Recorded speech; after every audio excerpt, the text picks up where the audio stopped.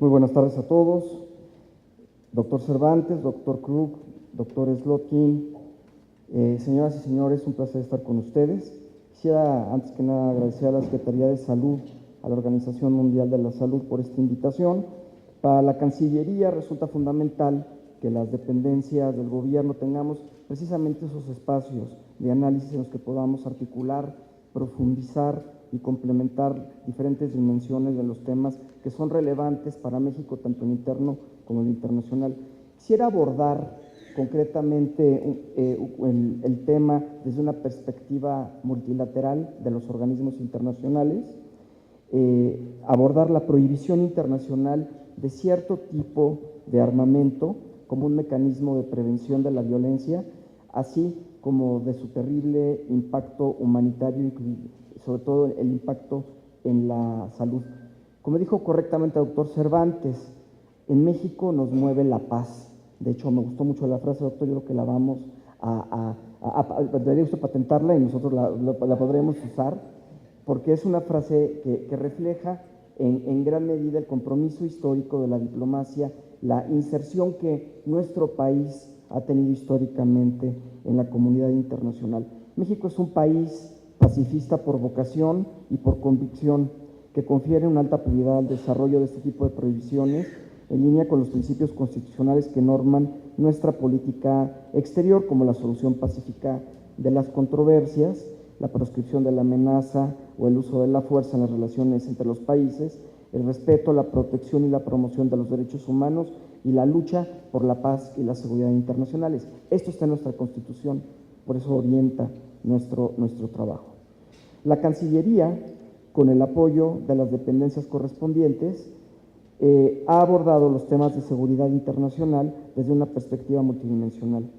En la noción tradicional de seguridad, el foco siempre se ha puesto en las amenazas externas a los estados, particularmente al ataque de un estado a otro estado.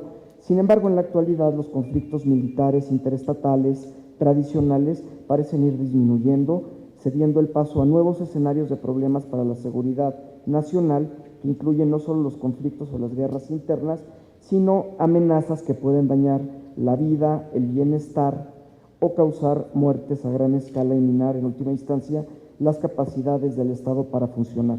Entre ellos están actos como fenómenos como el terrorismo, los conflictos internos, el crimen organizado, la pobreza, las enfermedades infecciosas, la degradación ambiental, como hemos visto con los ponentes anteriores. Esta conceptualización converge con la de la seguridad humana, que es un nuevo paradigma que tenemos en maduración en los foros multilaterales, que pone al individuo y no ya al Estado como el objeto de la protección. Eso es una modificación importante. Estamos tratando de que se ponga al individuo y ya no al Estado como el objeto de la protección y de la seguridad. Análogamente, la Organización Mundial de la Salud establece claramente el vínculo entre salud y seguridad.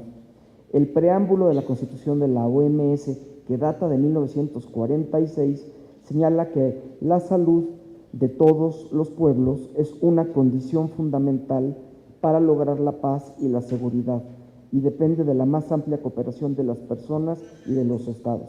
Por todo ello, pocos asuntos pueden considerarse de mayor interés, riesgo y preocupación para el bienestar del ser humano que la posesión, uso, amenaza de uso y abuso de la fuerza por medio de las armas y los armamentos. Dado el vínculo existente entre la disponibilidad de armas y la expansión de la violencia armada, muchos programas de reducción de la violencia se enfocan al desarme, es decir, a recabar y eliminar el armamento disponible. En tal sentido, la prohibición y eliminación de armamento o desarme no es un fin, sino un medio para proteger la seguridad y el bienestar del ser humano. Ese es nuestro objetivo. La historia nos demuestra que las únicas armas que se han ido destruyendo de manera paulatina, si se quiere, pero que han ido desapareciendo, son aquellas que han sido objeto de una prohibición. Hasta hace muy poco todas las armas eran consideradas como instrumentos legítimos de guerra, Partamos del derecho a la defensa que tiene cada Estado, derecho protegido por la Carta de las Naciones Unidas, así como el del Estado como único actor con monopolio de la violencia. Sin embargo, estas construcciones teóricas no deberían implicar que los Estados puedan defenderse de cualquier manera o por cualquier medio a su alcance y a cualquier costo.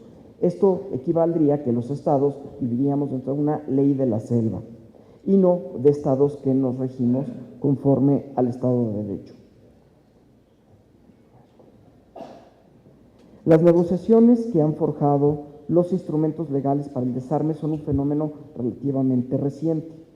Si se toma en cuenta que el primer acuerdo internacional que consignaba cierta ilegalidad al empleo de un medio de guerra fue la Declaración de La Haya de 1899, concerniente a gases asfixiantes por su efecto inhumano.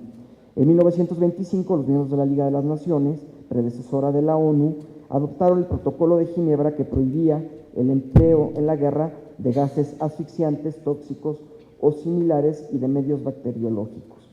La conceptualización de que el empleo del armamento de destrucción masiva está acotado por la ética emana del derecho internacional humanitario o del derecho de la guerra, el cual está encaminado a reducir al mínimo el sufrimiento humano durante un conflicto armado, brindando protección a los combatientes, prisioneros de guerra y civiles, así como restringiendo los medios y métodos de guerra.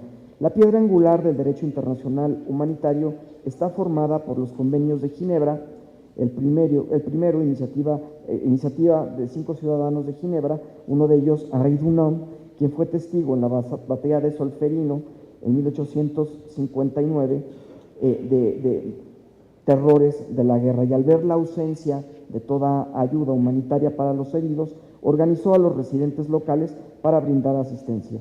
Este acto dio origen a uno de los principios del derecho internacional humanitario, que es el trato humano de las personas que han dejado de participar en los enfrentamientos, independientemente del bando al que pertenezcan. Eso es lo que dio origen a lo que conocemos como el movimiento de la Cruz Roja Mundial y el Comité Internacional de la Cruz Roja. En este contexto conviene recordar algunos principios del derecho internacional humanitario que se refieren a la restricción del empleo de cierto tipo de armamento. Uno, las partes en conflicto y los miembros de las respectivas Fuerzas Armadas no tienen derecho ilimitado por lo que respecta a la elección de los métodos y los medios de guerra. Se prohíbe emplear armas o métodos de guerra que puedan causar pérdidas inútiles o sufrimientos excesivos. Dos, las partes en conflicto harán distinción en todo tiempo entre población civil y combatientes, protegiendo a la población y los bienes civiles. En tal sentido, antes de lanzar un ataque, se tomarán en cuenta las precauciones adecuadas. Con base en dichos principios, algunas armas son consideradas como ilegítimas, dado que por su naturaleza misma no pueden distinguir entre objetos civiles y militares. Esas son las armas de destrucción en masa, que además afectan gravemente la infraestructura, la vida humana, la vida vegetal y animal sin distinción. En este sentido, el primer tratado, como señalaba, para prohibir y eliminar una categoría completa de armas, fue la Convención sobre la Prohibición del Desarrollo, la Producción y Almacenamiento de Armas Bacteriológicas. Estoy hablando de la posguerra, después de la Segunda Guerra Mundial. Es una convención de 1975 con las que las partes se comprometieron a nunca, en ningún caso, desarrollar, producir, almacenar o de otra forma adquirir o retener agentes biológicos, microbianos o toxinas que no estén justificados para fines pacíficos, profilácticos o de protección. Armas, equipos o vectores destinados a utilizar estos agentes o toxinas con fines hostiles o en conflictos armados. A pesar de su valor como un instrumento vinculante que cristaliza los deseos de la humanidad de nunca más vivir con el temor de ser víctima de un ataque biológico intencionado, la Convención se firmó sin un sistema de verificación de su cumplimiento. Esta carencia hemos tratado de subsanar por medio de medidas de fomento de la confianza, tales como intercambio de datos sobre centros y laboratorios de investigación, programas de defensa biológica, intercambio sobre brotes de enfermedades infecciosas, declaración de instalaciones productoras de vacunas, entre otros. En 1997, cuando entró en vigor otra convención, la Convención sobre la Prohibición del Desarrollo, la Producción y Almacenamiento y Empleos de Armas Químicas y sobre su destrucción, se estableció, ahí sí establecimos un control internacional de aplicación universal, cuyo alcance, obligaciones y sistema de verificación no tienen precedentes. La inspección de instalaciones industriales puede hacerse en cualquier momento, en cualquier lugar y sin posibilidad de que las partes se rehúsen. Además, el organismo creado ex profeso para dar cumplimiento a las disposiciones de la Convención, conocida como la OPAC, tiene el derecho de verificar la destrucción de estas armas en todo el mundo y garantiza su no proliferación. Hace unas semanas, como todos ustedes saben, esta organización ganó el Premio Nobel de la Paz en favor de la eliminación de los arsenales químicos, en particular en Siria. Las minas terrestres antipersonal también fueron prohibidas en negociaciones históricas en las que por primera vez participaron estados con organizaciones no gubernamentales fuera de Naciones Unidas con base en el impacto humanitario que ocasionan las minas abandonadas, considerando los aspectos médicos y psicológicos de las víctimas y su reintegración al mercado laboral. Desde 1999, año en que entró en vigor la Convención de Ottawa, más de 45 millones de minas terrestres antipersonal han sido destruidas a un costo exorbitante y su producción se ha reducido drásticamente. Otra arma, igualmente las municiones en racimo, que tiene estos efectos indiscriminados. Una convención en 2010 también fue resultado de otro proceso negociador en el que participaron actores como estados, organizaciones civiles, religiosas, el Comité Internacional de la Cruz Roja. Esta convención ha contribuido a la destrucción de alrededor de 750,000 municiones en racimo, con 85 millones de submuniciones explosivas almacenadas, además de limpiar millones de metros cuadrados de áreas contaminadas que ahora se usan para actividades productivas. Estas cuatro categorías de armas, las biológicas, las químicas, las minas terrestres y las municiones en racimo, han sido prohibidas con la convicción de la comunidad internacional de que su empleo inflige un sufrimiento innecesario e injustificable a los combatientes y sobre todo por su efecto indiscriminado en la población civil. Pero ¿qué hay de las otras armas? ¿Qué hay de las armas pequeñas y ligeras que son finalmente a las que nos estamos refiriendo con toda esta violencia que se está generando? Pues una buena noticia ha sido la adopción este año, por primera vez en Naciones Unidas, de un tratado para regular el comercio de armas. México lo firmó el 3 de junio de 2013, el día de su apertura firma, y lo ratificamos ya en un tiempo récord el pasado mes de septiembre. El ATT, conocido como el ATT, un tratado que es la base sólida de un régimen robusto de control de armas convencionales, aplicable a todas las actividades que impliquen el movimiento de armas, movimientos lícitos de armas a través de las fronteras, y establece obligaciones para los países exportadores, importadores y de tránsito para evitar el desvío de todas estas armas a fines y usuarios no autorizados. En este contexto y tomando en consideración que el involucramiento de las partes es la única forma de alcanzar los objetivos trazados por el tratado, México ha emitido una declaración de aplicación provisional del tratado, mismo que aún no entra en vigor, con objeto de dar un efecto inmediato y tratar de controlar este comercio. Como les decía, México ya lo ratificó. La verdad es que es uno de los temas más sensibles que ojalá pudieran abordar en los siguientes paneles, porque tenemos que tener una acción internacional contra el comercio irresponsable de armas pequeñas, ligeras y municiones. La verdad es que estamos llegando al absurdo como comunidad internacional y sobre todo cuando hay algunos países, non calling, en donde el derecho a portar armas, a poderlas adquirir es un derecho humano. Realmente una cosa es la legítima defensa y otra es prácticamente el derecho a matar. Estamos en el absurdo. Y hay algunos estados, estamos muy afectados por esta situación. A ver, nuevos temas en el tema de la prohibición. Podría mencionarles rápidamente porque el tiempo se agota, que tenemos armas incendiarias, armas láser que producen ceguera, tenemos otras armas que dispersan fósforo blanco, y las ahora llamadas armas letales autónomas o los robots asesinos. Nos encontramos en los albores de empezar a trabajar sobre, imagínense, máquinas que pueden ser soltadas en medio de una población sin control, simplemente con la misión de matar. Esta última se refiere a categorías de armas que tenemos en donde no hay intervención humana para manejarlas, simplemente como armas que indiscriminadamente asesinarían. Es el nuevo reto al que nos tendremos que enfrentar en los años siguientes. Para terminar, porque se me termina el tiempo, les hablaré un poco de que eliminar las armas de efecto indiscriminado es la herramienta con la que contamos para proteger a los seres humanos y las sociedades de los efectos de la violencia.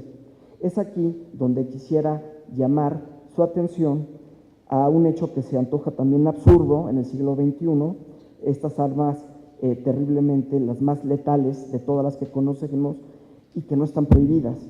Son armas que arrasan con todo tipo de vida e infraestructura al momento de su utilización y después por la radiación ionizante, entre otros efectos. Me estoy refiriendo a las armas nucleares. Las armas nucleares son la única categoría de armas de destrucción masiva que aún no están prohibidas. La comunidad internacional se ha dotado de instrumentos jurídicos para evitar su proliferación. Sin embargo, no se ha avanzado, se ha logrado también avanzar en la prohibición de los ensayos nucleares, pero no en su prohibición total. La aspiración de nunca más volver a ver un hongo radioactivo arrasando una ciudad, como ocurrió en Hiroshima y Nagasaki en 1945, se ha topado con posiciones incomprensibles de los 9 países, solo 9 países poseen este armamento, más algunos de sus aliados, quienes justifican que la existencia de las armas nucleares garantiza nuestra seguridad colectiva. México tiene muchas dudas respecto a esto. Hemos insistido por décadas en prohibir estas armas para buscar su total eliminación. Hoy, a más de 20 años del fin de la Guerra Fría y a 68 años de la primera detonación nuclear, siguen existiendo 17,000 armas nucleares en el mundo. El riesgo de conflagración o una detonación intencional o accidental sigue latente. No debemos de soslayar en un ambiente como el contemporáneo, en el que diferentes conflictos y escenarios de violencia se dan, que se pudiera dar una catástrofe. Por esto México ha planteado el año próximo, en 2014, tener la segunda conferencia sobre el impacto humanitario de las armas nucleares en Nayarit. Participarán representantes de los países miembros de la ONU, las ONGs, académicos, con miras a generar una conciencia global de estigmatización de las armas nucleares. Debemos seguir capitalizando la recolección de datos factuales y técnicos desde la perspectiva del siglo XXI sobre los daños que una detonación nuclear causaría en la salud global, en el clima, en la economía, en las poblaciones. ¿Qué efecto tendría esto en la seguridad alimentaria, en el desarrollo humano? No lo sabemos. Y estoy hablando a lo mejor de una detonación accidental. Olvidemos que sea una cuestión, una guerra, ¿no? Invitaría así a los integrantes del sector salud nacional e internacional a involucrarse activamente en este ejercicio de responsabilidad global que emprende México y en general a seguir colaborando juntos en la senda de la prohibición del uso de armamento como forma de alcanzar un mundo más próspero y más seguro para todos. Muchas gracias por su atención.